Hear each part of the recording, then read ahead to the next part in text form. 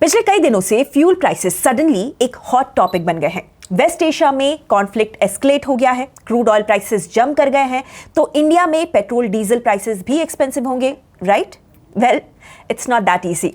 Hi everyone, मैं हूं गौरी और इस वीडियो की फर्स्ट स्टोरी में हम इसी पॉइंट को एड्रेस करने वाले हैं। सेकेंडली, पेट्रोल डीजल प्राइसेस के अलावा इंडस्ट्रियल और हाउस होल्ड गैस के प्राइसेस पर भी रिस्क है। कतर, जो कि इंडिया का सबसे बड़ा एलएनजी सप्लायर है, उन्होंने अपनी रास लाफन एलएनजी फैसिलिटी पर प्रोडक्शन अभी के लिए बंद कर दिया है।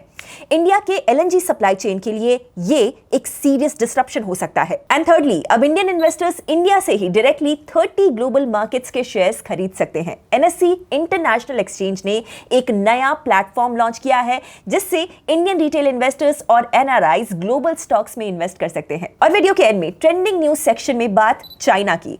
दुनिया की सेकंड लार्जेस्ट इकोनॉमी क्या अब स्लो डाउन मोड में है? चाइना ने अपना ग्रोथ टारगेट 30 साल के लोएस्ट लेवल पर सेट किया है और इसके पीछे प्रॉपर्टी क्राइसिस से लेकर ग्लोबल टेंशंस तक कई बड़े रीजंस हैं।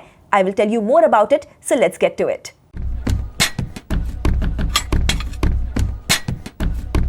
पहली स्टोरी में आज की डेट पर इंडिया में पेट्रोल और डीजल के रिटेल प्राइसेस अनचेंज्ड हैं। लास्ट मेजर रिविजन अप्रैल 2022 में हुआ था और तब से प्राइसेस ब्रॉडली स्टेबल रहे हैं। But Is this situation going to change soon? West Asia में इजराइल, यूएस और ईरान के बीच टेंशन से रीजन में एनर्जी इंफ्रास्ट्रक्चर और शिपिंग रूट्स पर रिस्क बढ़ गया है। इसीलिए international oil benchmark Brent crude $80 पर बैरल पर पहुंच गया है। और प्रॉब्लम यह है कि इंडिया अपनी क्रूड ऑयल डिमांड का 85% से ज्यादा शेयर इंपोर्ट करता है।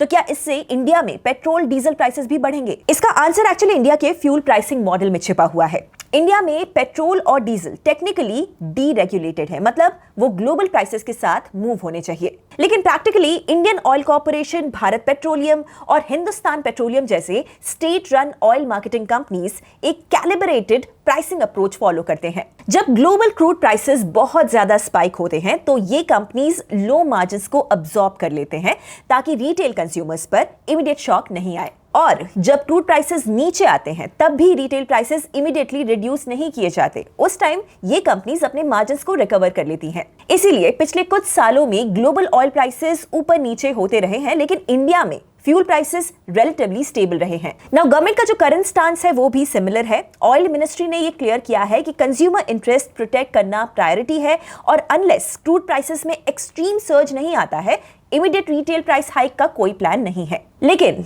रिस्क सिर्फ प्राइस का नहीं है, अवेलेबिलिटी का भी है। सो इंडिया का क्रूड इंपोर्ट्स का around 40% Iran controlled straight of Hormuz के रूट से आता है, जो इस कॉन्फ्लिक्ट में क्रिटिकल चोक पॉइंट बन गया है। तो फ्यूल शॉर्टेज का डर होना यहाँ पर नेचुरल है, बट फिलहाल गवर्नमेंट सोर्सेज के according country reasonably comfortable position में है। Means to be in a very comfortable position as far as energy security is concerned. India has 25 days of ready products. By that I mean petrol, diesel and CNG. Besides that, India also has 25 days of crude. So if we calculate both of this, it comes up to 50 days and we are good for the next 6 to 8 weeks. And another catch is that if the stock is going down on one particular day, it is also being replenished the very same day or maybe the next day. So as far as the prices are concerned, prices are not expected to go up. Also इन सब के बीच में reports के according Russia already India को additional crude shipments divert करने के लिए ready बैठा हुआ है। रफली 9.5 मिलियन बैरल्स के कार्गोज इंडियन वाटर्स के पास पोजीशन बताए जा रहे हैं, जो वीक्स के अंदर इंडियन पोर्ट्स पर डिस्चार्ज हो सकते हैं। We have always been open towards supplying oil. इसीलिए रशियन ऑयल ऑप्शन भी अवेलेबल है, लेकिन ये कितना अग्रेसिवली यूज किया जाएगा वो पॉलिसी डिसीजन पर डिपेंड करेगा। तो नेट फिलहाल जो सिग्नल्स आ रहे हैं वो ये सजेस्ट करते हैं कि इंडिया पैनिक मोड में नहीं है। स्टॉक्स अवेलेबल है, ऑल्टरनेट सप्लायर्स को भी एक्सप्लोर किया जा सकता है और रिटेल फ्यूल प्राइसेस को स्टेबल रखने की जो पॉलिसी है वो कंटिन्यू रहेगी। क्या आपको लगता है कि आने वाले कुछ दिनों में पेट्रोल डीजल प्राइसेस में एक्चुअली चेंजेस हो सकते हैं? दूसरी स्टोरी में ईरानियन ड्रोन अटैक से कतर एनर्जी ने अपनी एलएनजी प्रोडक्शन फैसिलिटी फिलहाल के लिए क्लोज कर दी है and this is a major blow to India's LNG imports. India हर साल रफली 27 मिलियन टन्स एलएनजी को इंपोर्ट करता है और इसमें से 10 से 11 मिलियन टन्स अकेले कतर से आता है। दूसरी तरफ कतर की जिस फैसिलिटी पर अटैक हुआ है, रास लाफिन, वो दुनिया की सबसे बड़ी एलएनजी प्रोडक्शन फैसिलिटी है और इसके बंद होने से ग्लोबल एलएनजी मार्केट में शॉक आना ऑब्वियस है। एलएनजी स्पॉट प्राइसेस ऑलरेडी कुछ ही दिनों में $10 पर MMBTU यानी कि 1 मिलियन ब्रिटिश थर्मल यूनिट से जंप करके $24 to $25 पर MMBTU पर पहुंच गए हैं। लेकिन स्टोरी सिर्फ प्रोडक्शन शटडाउन तक लिमिटेड नहीं है, एलएनजी की सप्लाई को भी रिस्क है। स्ट्रेट ऑफ हॉर्मुज के नैरो मैरिटाइम रूट से मिडिल ईस्ट का मैसिव एनर्जी ट्रेड पास होता है। कतर के 93% एलएनजी एक्सपोर्ट्स और यूएई के 96% एक्सपोर्ट्स इसी स्ट्रेट से पास होते हैं। और अब हॉस्टिलिटीज की वजह से इस रूट में शिपिंग डिस्ट्रप्शन, इंश्योरेंस विड्रॉल और टैंकर रिस्क शार्पली इंक्रीज हो गए हैं। We can say that this conflict now will almost certainly have global ramifications. The energy sector in this part of the world, Qatar with its liquid natural gas, Saudi with its massive oil exports, really every country in this region is in some way intrinsic to the global energy market. The Strait of Hormuz, of course, 20% of the world's energy goes through that strait. That is in peril now. इसीलिए India का largest LNG terminal operator Petronet LNG ने भी अपने supplier Qatar energy और साथ ही गेल, Indian oil, Bharat petroleum जैसे अपने downstream buyers के साथ के कॉन्ट्रैक्ट्स को फोर्स मजूर क्लॉज को इन्वोक कर दिया है। दिस बेसिकली मीन्स एक out of control extra ordinary situation के कारण वो अपने कॉन्ट्रैक्ट के अकॉर्डिंग सप्लाई डिलीवर नहीं कर पा रहे हैं। अब पेट्रोनेट एलएनजी के downstream buyers typically gas supply industries तक डिस्ट्रीब्यूट करते हैं और इसीलिए ये जो डिस्ट्रप्शन है उससे सप्लाई चेन में एक डोमिनो इफेक्ट क्रिएट हो रहा है। ऑलरेडी गुजरात में गुजरात गैस ने इंडस्ट्रियल कस्टमर्स को गैस सप्लाई कट करने का अनाउंस कर दिया है जो रफली 50% तक जा सकता है और ये कट्स पर्टिकुलरली उन सेक्टर्स को हिट करेंगे जो पाइप्ड नेचुरल गैस पर डिपेंड करते हैं। फॉर एग्जाम्पल, मोरबी का ceramics cluster, chemical manufacturers, textile units और दूसरे energy intensive manufacturing industries. Sources के अकॉर्डिंग इंडिया के कुकिंग गैस स्टॉक्स रफली 3 to 4 वीक्स के लिए सफिशिएंट हैं और इंडिया के पास यूएस, ऑस्ट्रेलिया और रशिया के साथ कुछ लॉन्ग टर्म एलएनजी कॉन्ट्रैक्ट्स भी हैं। सो अभी के लिए इंडिया के पास बफर्स हैं, कॉन्ट्रैक्ट्स हैं और ऑल्टरनेट सप्लायर्स भी। लेकिन अगर ये डिसरप्शन प्रोलॉन्ग्ड चला तो एलएनजी मार्केट ग्लोबली टाइट होगा जो इंडिया को भी सीरियसली अफेक्ट कर सकता है। तीसरी स्टोरी में National Stock Exchange of India का international arm NSC international exchange ने एक नया प्लेटफॉर्म लॉन्च किया है जिससे इंडियन इन्वेस्टर्स अब ग्लोबल स्टॉक्स में इन्वेस्ट कर सकते हैं। अभी शुरुआत यूएस स्टॉक से हो रही है लेकिन नेक्स्ट 3 to 6 मंथ्स में यूके, जापान और यूरोप के मल्टीपल मार्केट्स भी ऐड करने का प्लान है।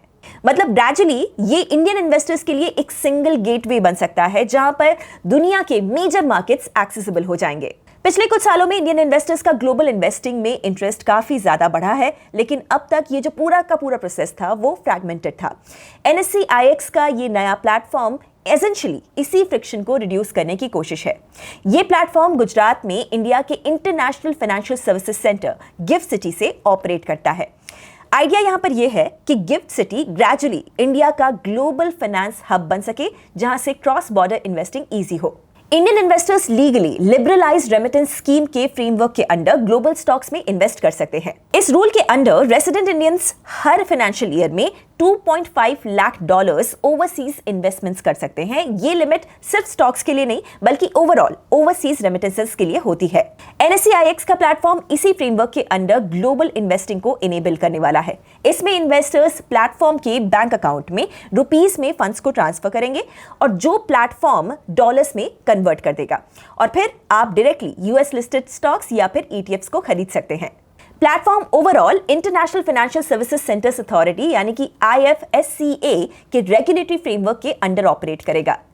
अब ब्रॉडर पर्सपेक्टिव से हम देखें तो ये डेवलपमेंट काफी स्ट्रेटेजिक भी है। Indian investors already foreign brokers, global apps या इंटरनेशनल वेल्थ प्लेटफॉर्म्स के थ्रू ग्लोबल इन्वेस्टिंग करते आए हैं।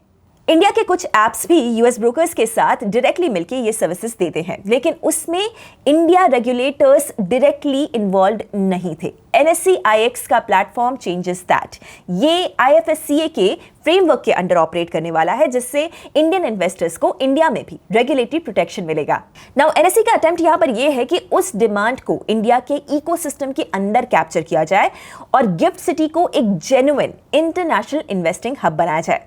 ऑफ कोर्स ग्लोबल इन्वेस्टिंग के अपॉर्चुनिटी के साथ करेंसी रिस्क, टैक्सेशन और ग्लोबल मार्केट वॉलेटिलिटी भी एक पैकेज में आता है, लेकिन डायरेक्शन क्लियरली विजिबल है। इंडियन रिटेल इन्वेस्टर्स अब सिर्फ डोमेस्टिक मार्केट तक लिमिटेड नहीं रहना चाहते और एक्सचेंजेस भी अब इसी ट्रेंड को कैप्चर करने के लिए इंफ्रास्ट्रक्चर को बिल्ड कर रहे हैं।